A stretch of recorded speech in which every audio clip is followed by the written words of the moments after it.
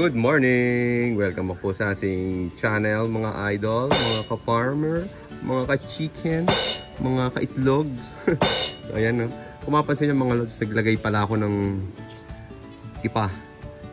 Ipa para, kasi napapansin ko putik eh. So ngayon nilagyan ko ng ipa.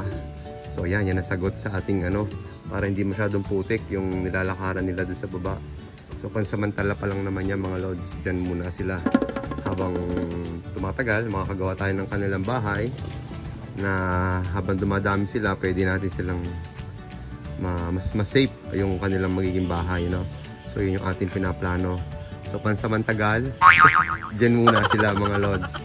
So ayan, habang nagkakaykay sila ng ipa.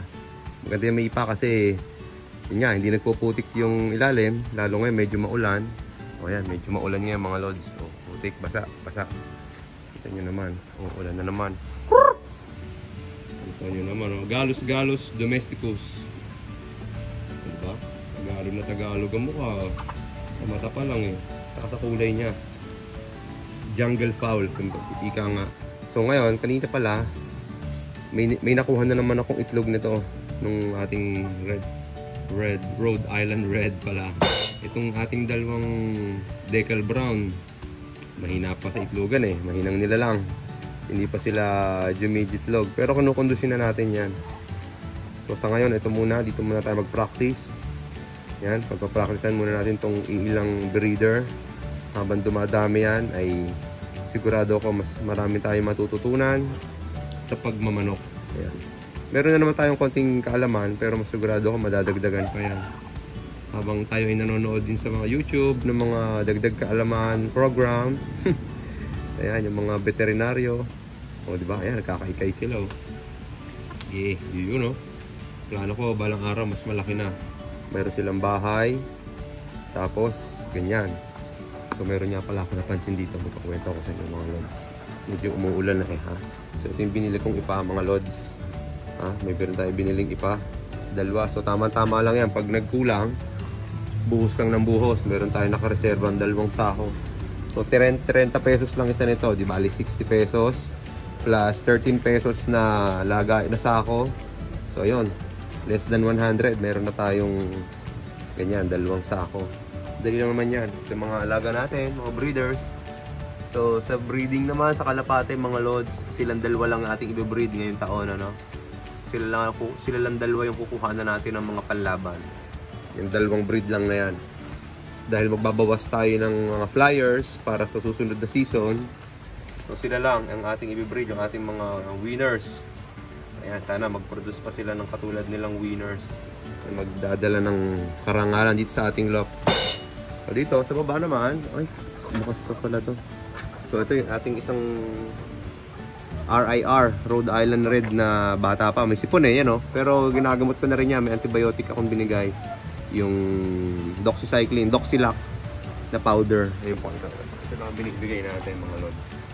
Doxylac powder, antibiotic yun. Alam niyo naman yan.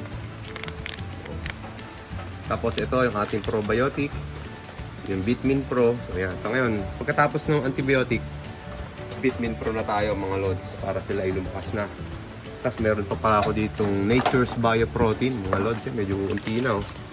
Wala nang laman eh. So ito yung gamit ko. Hanggang ngayon pwede pa yan. Diba? Ayan oh. Meron pwede yan sa manok. O ayan sa manok. Rhode Island, sa mga decal brown. Sa aso, sa itda. Lahat ng uri ng hayop pwede yan. O diba? So ayan. So ayan mga ka-farmers. So ito yung ating mga breeders na alpas. Ayan. Medyo nasisira na rin yung ating loft. Nakalawang na pero okay lang yan. Uy! Ano to? May bunga ng bunga nito, malaki na to. Magtapa natin doon. Tutubo pa yan. So mga lods, papakita ko sa inyo. Ito maganda to, maganda. And yan, bigla ako naisip. Mga lods, ito ay tamang-tama, breederan. Diba? Pare-renovate na lang natin. Palitan natin ng bubong. Tapos, ayan. Lagyan natin ng harang. Sa kabila, lalagyan ko ng net. So, ito na. Ito na aking naisip mga lods. Perfecto para sa ating mga breeders. Dati manok ang baboy ang nakalagay dito. sa pinaayos ko ng ganito, hindi ko naman nagamit. Yung baboyang walang amoy. So ngayon, tamang-tama. Perfectong-perfecto to para sa ating mga breeders na hen. So magagamit pa natin itong bakang semento, o di ba? Renovate na lang natin yon. Tatanggal natin itong bubong, tanggal lahat. Dahil sira na kung anong pwede mapakinabangan. So ayan.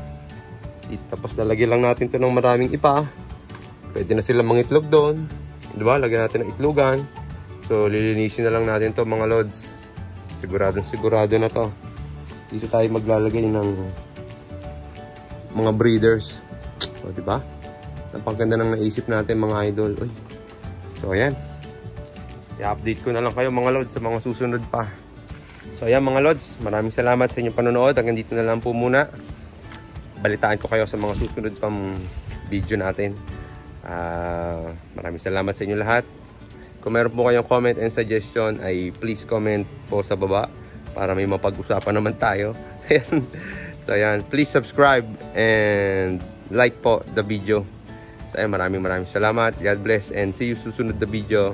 Bye bye. Good vibes na always mga lods.